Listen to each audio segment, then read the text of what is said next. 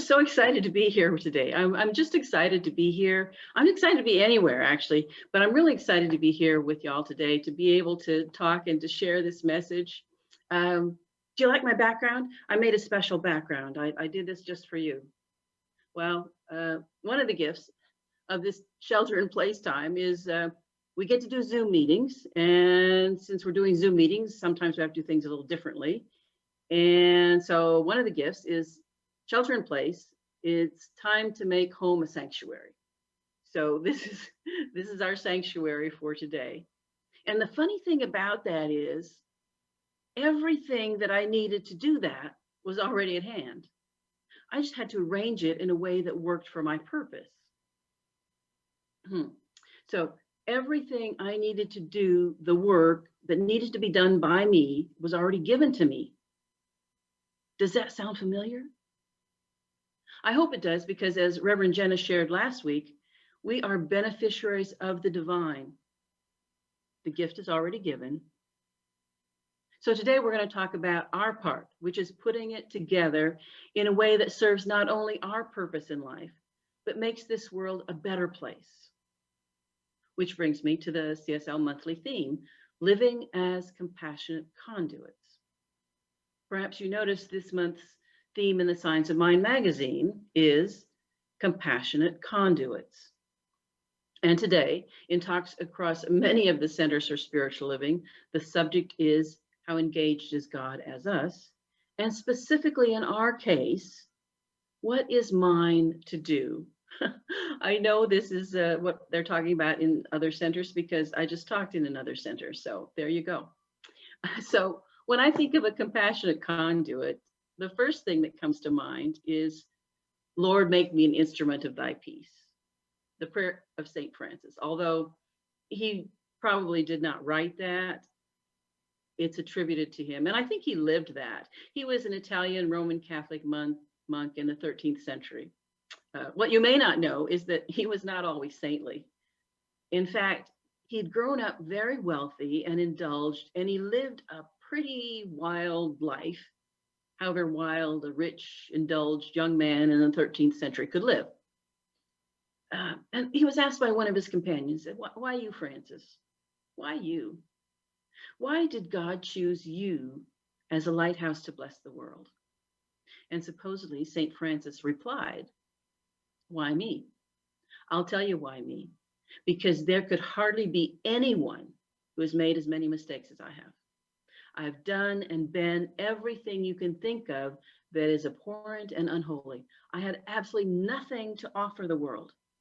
And that is precisely why God chose to glorify me, to give hope to people who feel they have nothing to give. For if the Holy Spirit can work through me, it can work through anyone. One of actually the most well-known writings of St. Francis, although I had no knowledge of it, is the Canticle of Creatures. But I liked what it said because the fundamental spiritual insight is that each aspect of God's creation gives glory and praise to God by being what it was created to be. The sun praises God by giving the world light. The wind, which we've definitely heard today, praises God by bringing every kind of weather. And the earth praises God by sustaining us through producing fruits, flowers, herbs, and so on. So all of God's creation perfectly praises God because each element does what it was intended to do. So for us, it's living as the authentic human being that we are, fully alive, that we become instruments of God's peace, God's love, God's joy, just like St. Francis. So, use me, O God. See, the only way that Spirit has of bringing forth our values for a world that works for everyone is through us. Life, love, God, Spirit, whatever you call it, it's living out its perfect life as us.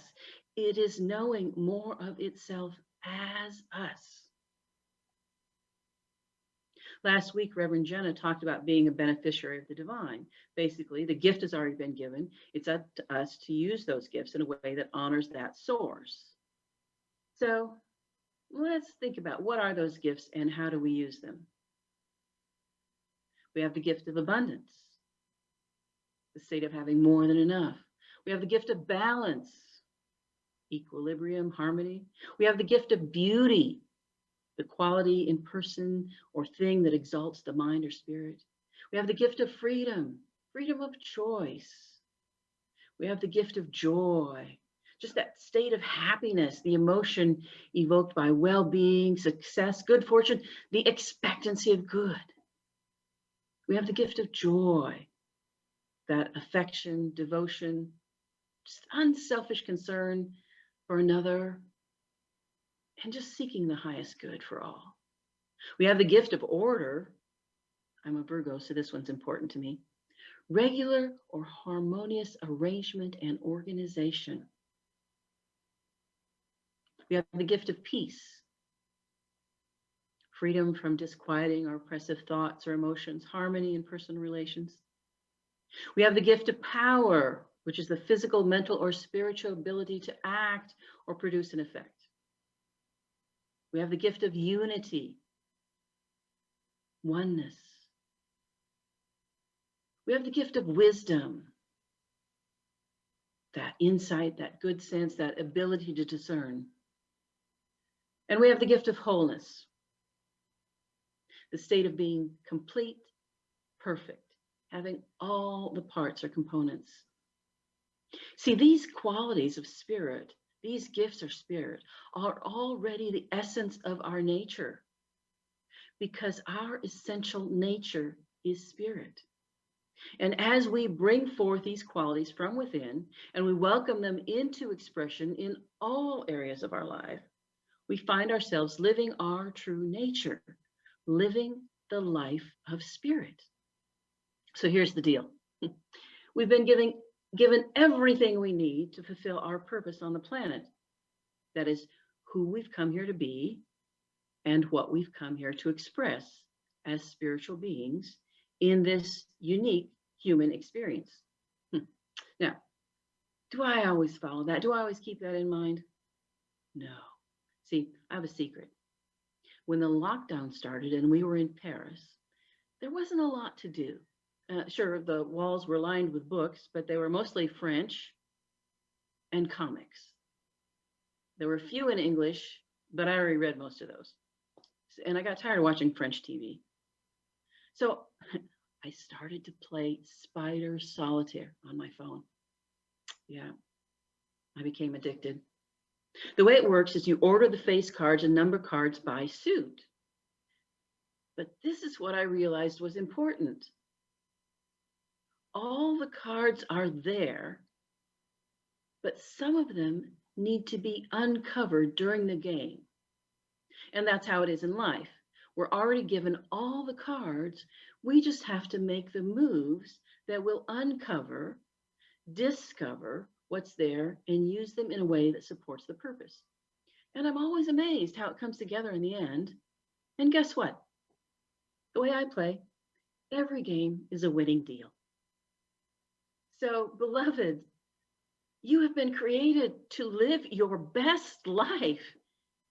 Life gave you all the talents to reach your dream, to speak your mind, and give you just that unique gift. And this is your divine calling, to live and express your best life. Yes, there is a power in the universe greater than we are, and we can use it. And it can use us. But we have to get out there. We actually have to do our part. I love the poem by Jewel Mathieson. Maybe you've heard it. It's titled, "We Have Come to Be Danced." It goes like this. We have come to be danced.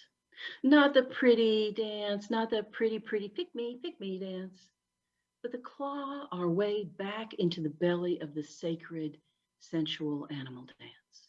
The unhinged, unplugged cat is out of its box dance. the holding the precious moment in the palms of our hands and feet dance.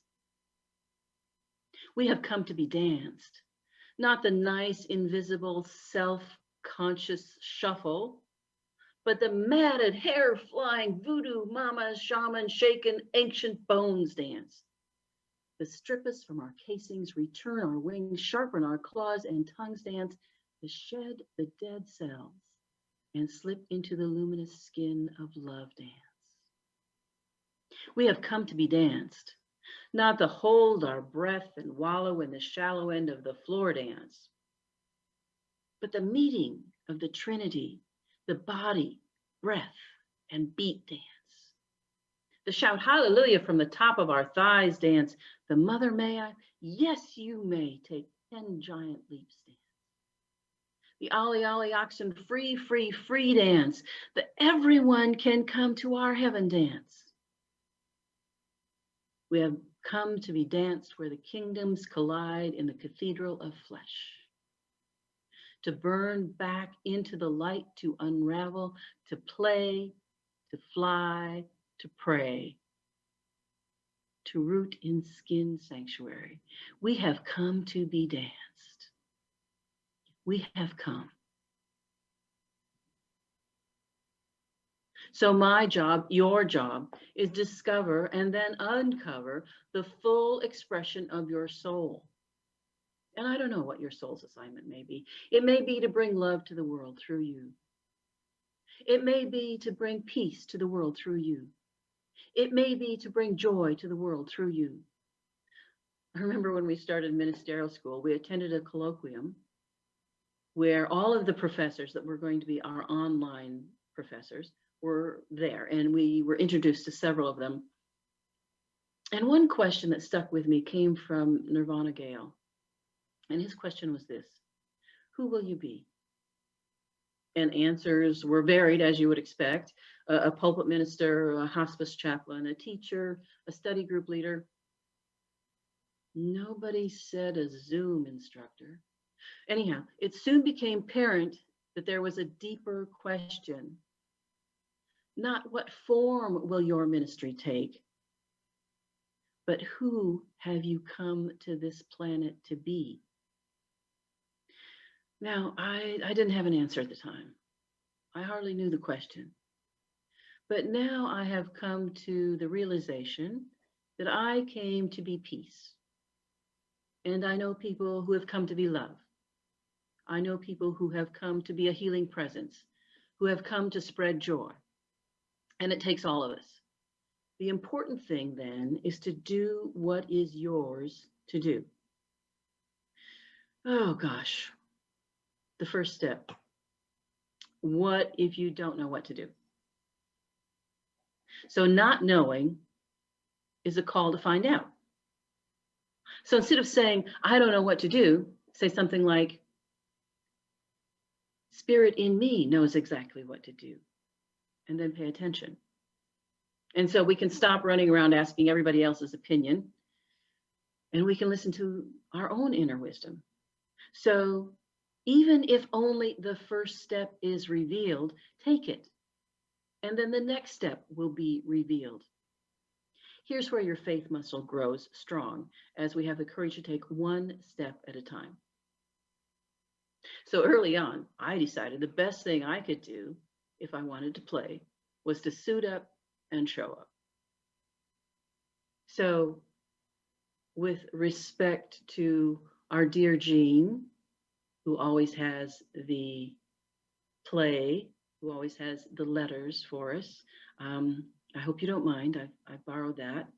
So play, prepare myself with spiritual tools, listen to my inner guidance, awake to that which is being called forth, and yes, just say yes. So I remember a time when I said yes. This was several years ago, before I moved to Austin. I was on my way to my volunteer job. I didn't have to be there at any particular time, but I was on my way. And I got this little notion in my head. You ever hear that little voice that says, do something? So this voice said, go to the blood bank. It's like, okay. Wasn't in my plan for today, but I'm flexible. So I made the turn and went to the blood bank. And you know, when you go in, there's the place where the receptionist is, and they ask you your name and your blood type and all that kind of stuff. And then you go into where they draw the blood. And between the place where they took the blood information and where they drew the blood, there was an office that I had to pass by.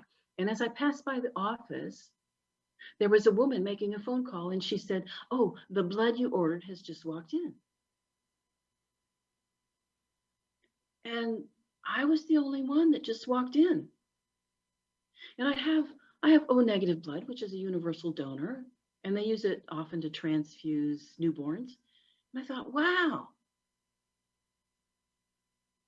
Spirit is using me right now to save some life. I'm so glad I said yes. So Emma Curtis Hopkins tells us to covenant with Spirit, to say, you have called me to do this work, so I expect that everything that I need to do it, whatever I need to do the work that I've been called to, the resources, the education, the training, the supplies, the friends, anything that I need is also provided. But we actually have to use that then, don't we? So there's a story told of a soap manufacturer who's walking with a minister. And the soap manufacturer says to the minister, you know, the truth you teach hasn't helped the world much. Look at all the hate, the illness, the poverty, the war in the world. And then they walked a little farther and they passed some children playing in the park, and they were getting quite dirty. The minister said, I see the soap you make has not really helped the world much in cleaning up its dirt. And the soap manufacturer replied, well, soap only works when it's used. And the minister replied, yeah, just like the truth that I teach. It only works when it's used. So let us commit to using that. Let's take some action. You know, the actions may be, well, once you might have been an activist and carried a picket sign, and now you send in a donation to the cause. And maybe once you would have turned off the ads for a particular issue, and now you post your support on Facebook. And maybe once you were delivering Meals on Wheels, and now you're part of an online care team. And maybe once you took caregivers for granted, and now you sing their praises and are campaigning for a minimum wage. See, I don't know what's yours to do, but I do know that whatever it is, you have already been provided with everything you need to begin it now. Everything you need. Just begin. So one thing that all of us can do is the gentle art of blessing. And this does not mean, oh, bless his poor, pitiful soul, which is really kind of judgmental and not what we want. To bless means to wish unconditionally, total, unrestricted good for others and events, and just from the deepest wellspring of your heart. I got this from an article by Pierre Pradervand that came into my email this week.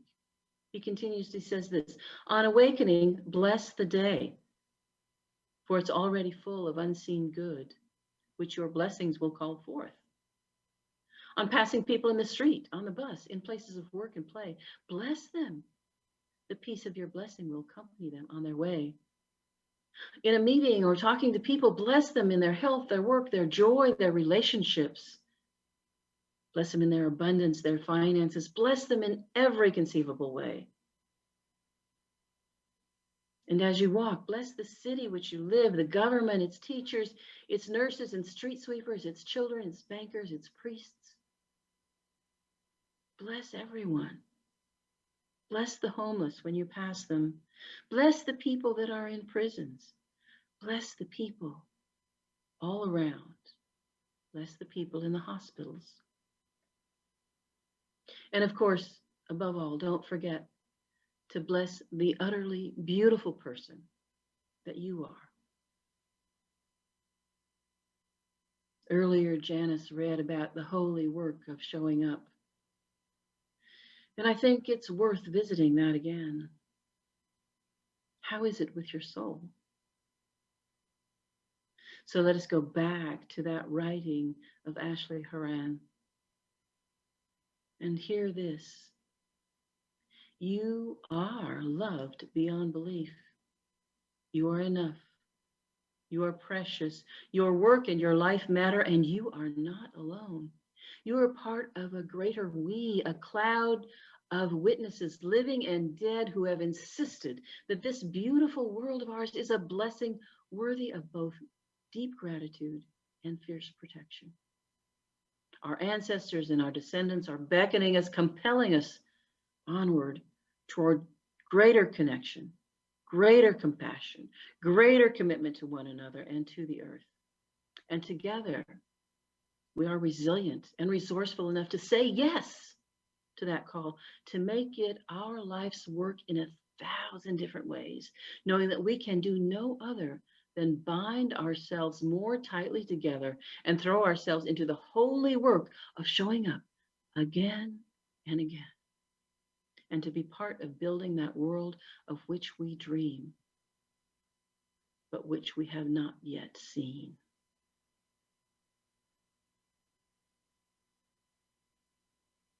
And so remember, we have come to be danced. And to quote the song made popular by Leanne Rimes, when you get the choice to sit it out or dance, I hope you dance. Oh, so let us just take this thought, this message into our hearts, into this moment of treatment, knowing that God is all there is. By whatever name we give it, it is that divine creative energy that moves through us, that breathes in us, around us, as us, and for us. And so we live in the gratitude, knowing that we are the beloved of Spirit. And we partner with that in co-creation, in doing what it is that is us, that is for us to do. And knowing that we are all in this together, that we are all one, that there is only one, there is only the wholeness, there is only the unity. I just breathe into that. I breathe into that knowing. And I call forth love. I call forth perfect relationships. I call forth compassion, harmony, friendship. And I call forth prosperity, abundance, the feeling of enoughness. There is more than enough. And so in this circulation, we give, we share, we receive, and what a blessing it is to be in this circle of life. And so calling forth love, calling forth abundance, I now call forth the perfect work, knowing that each person has talents to share. Each person has a perfect work to give, to do, to be, that is rewarding. So calling forth love, abundance, work, I call forth that perfect health. That health in body, mind, and spirit. That health that allows us to dance, to do what we have come here to do. I call forth that health, knowing there's a perfect pattern for the divine health of each and every living creature. And I know that this is made manifest now. And having called this forth, having spoken the word into that law, I am so grateful that it is manifest in perfect ways, in ways that I cannot even imagine. And so I just rest. I know that it's done. And with a joyful expectancy, I let it be. And if you agree with this, I invite you to affirm it with me by saying, and so it is. And I hope you dance.